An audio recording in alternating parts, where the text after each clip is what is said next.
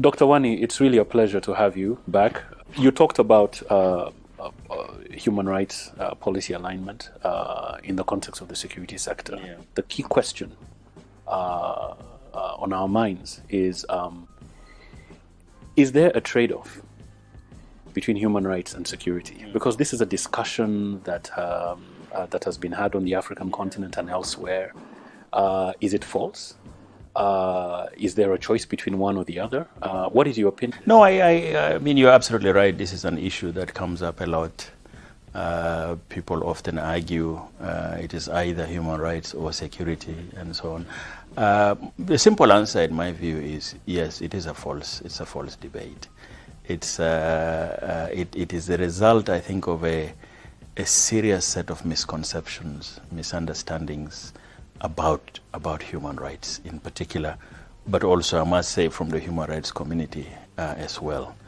I think if you look at it analytically, the objective of human rights and the objectives of security are not dissimilar. Human rights is about human dignity. It's about a bundle of rights that individuals, citizens of a country, do have, whether it is an issue of your freedom, the right to be free from torture, or the freedom to move, or of course the sanctity of life and what have you. Security is not very different from that. Security is there to enable a society to enjoy those things. So in some ways they are complementary. In other ways they sort of they target the same sorts of goals. Now, I say it is a question of misconception because I think oftentimes people caricature human rights. They reduce it to some simple, very simplistic ideas, and that then generates negativity. I think there are also times when the people who want to do security are thinking about methods and approaches that may not be consistent with even the rule of law. And so when human rights people come in and say, look, you can't do this, you can't do the other, this is unacceptable, you can't hold an individual in jail for more than this because the Constitution says so, the immediate reaction is, you are undermining security.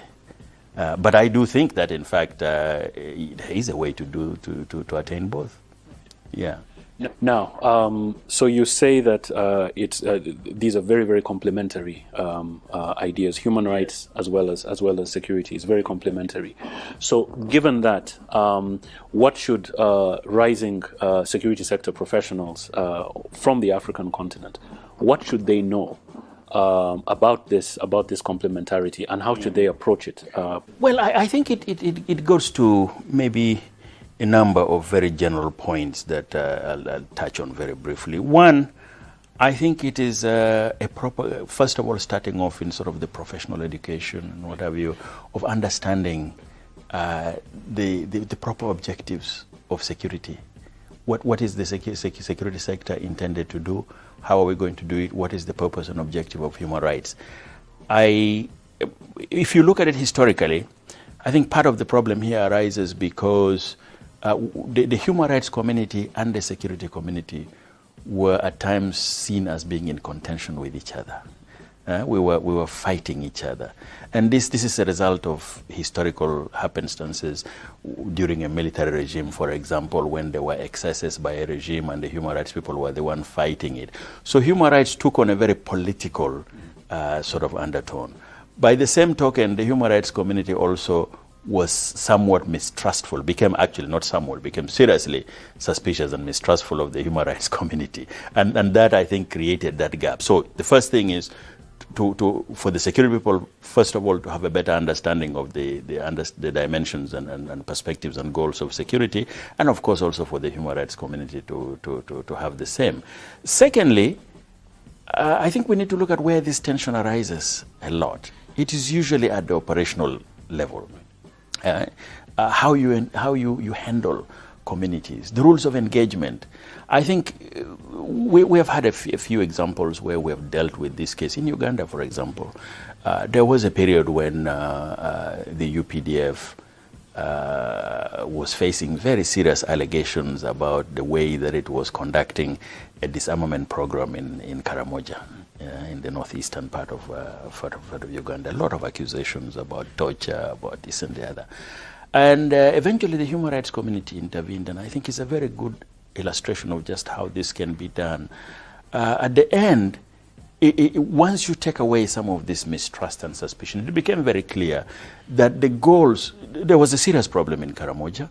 There were serious issues with small arms, the effect of those arms in small arms in security in the area. And indeed, the issue of disarmament was not a bad goal as such. The question was, how do you do it? And can you do it consistent with human rights? At the end of the day, the UPDF actually set up a human rights desk to try to deal with the issue. I think they undertook a very extensive education of the military. I believe that there was a much better understanding of how to do the job. How do you go about collecting guns from people? How do you move from a voluntary process to a forceful manner of doing so? And when you are doing that, how do you deal with communities? How do you handle people in a home? Getting away from practices such as bundling an entire family together and perhaps shooting randomly at people and so on. So I think that from an operational standpoint, one can certainly come up with acceptable ways of achieving the objectives of security consistent with the ideals of human rights. Right.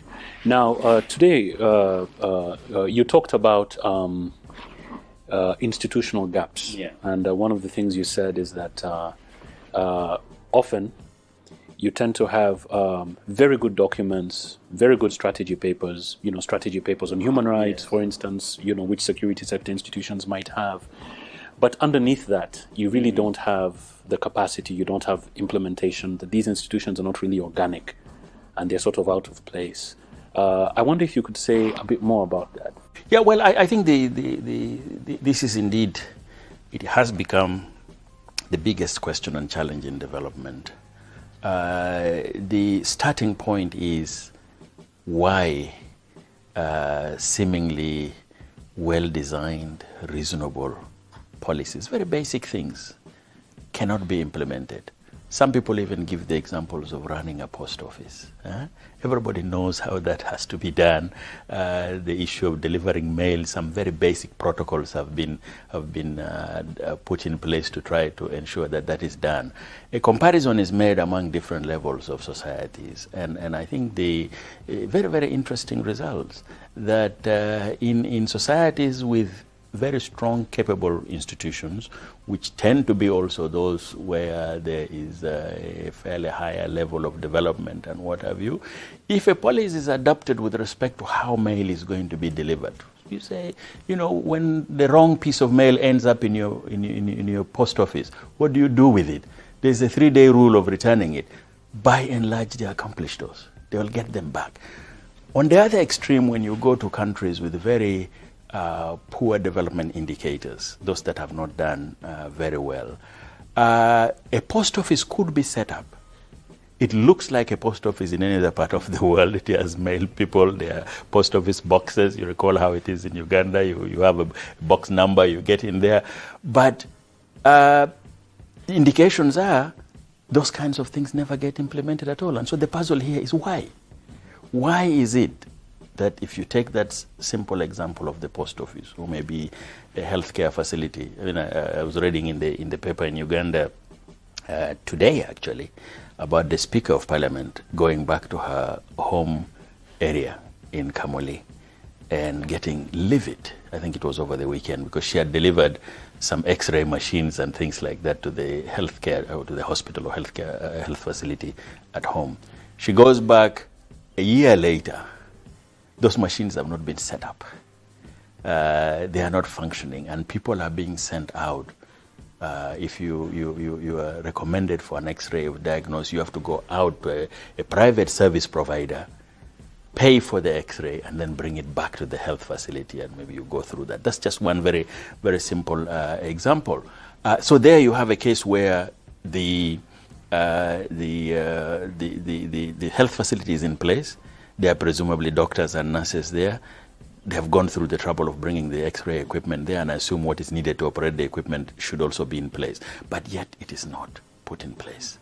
This is what we're referring to by the institutional dilemma. A lot of these pieces are put together. And talking about institution, I think part of what I wasn't able to elaborate on in the discussion there is that it is a much more nuanced concept than just having a building, some staff members in a place, rules of procedure on the ground, but it's actually how they function in practice. Do they understand their tasks? Do they actually do it? Are they sufficiently motivated to do that? Do they account for results? And I think this is the fundamental point that is being made here, that we do have the semblance of institutions, but they actually don't operate in the manner that they are supposed to in order to deliver the required results. Now, from that perspective, what should the relationship between international partners and local partners in terms of advancing human rights in the context of the security sector, bringing human rights and the security sector together, but in the context of these institutional gaps, what should that relationship be? What should international actors do? How should they approach the problem? I think some very basic lessons we are learning. First of all, what I referred to there as sort of a cut and paste doesn't work. This notion of best practices, they are important, but we shouldn't take them as somehow suggesting that you should copy wholesale, go and integrate. I think that we're not there yet in terms of being able to deconstruct a practice. This is working well there. Why is it working well? What are the specific things that enable that to operate? Context is certainly a part of it. There are a lot of other intangibles that are very critical and relevant here. Now, part of the big problem and the mistakes that we get into is going out there and copying a model law or this and that has worked well in country A, and bringing it down to a country with a totally different environment and putting it in place. I think recognizing that is an extremely important thing, which then means, obviously, that you have to have a very good understanding of institutional dynamics. Why do certain institutions work better than the others? What are the different parts that make it possible? Some people are also arguing that integrating it into context is extremely important, because one thing we are learning also is that you put one thing in one context, it behaves one way. You take it to a different context, the environment there has a tremendous amount of influence on how things work. I gave the example there of going to maybe you want to go and get the title to your land. You arrive in that land office. All the things are in place to make it work. There is a title registry. There are rules and processes about this. There is a way for you to prove that you're actually the owner of that land. There's perhaps a duplicate copy. There are provisions and there are offices that are supposed to handle that. But in one particular environment, you can walk in. I went to the Department of Motor Vehicles last week in Virginia. It took me 30 minutes to register a car that I had just bought, a new one. And I was thinking, if I took this back to Uganda, would I be able to come out in 30 minutes with the registration of that car? Probably not. Actually, most likely, no. I will not be able to do that. And that raises a very interesting question. I don't think we should dismiss it simply on account of lack of capacity and this. I think we need to properly understand the dynamics that make that system respond differently to these rules in order for them to be able to work well. I think the point I'm driving at here is not just the context, but also the issue of ownership.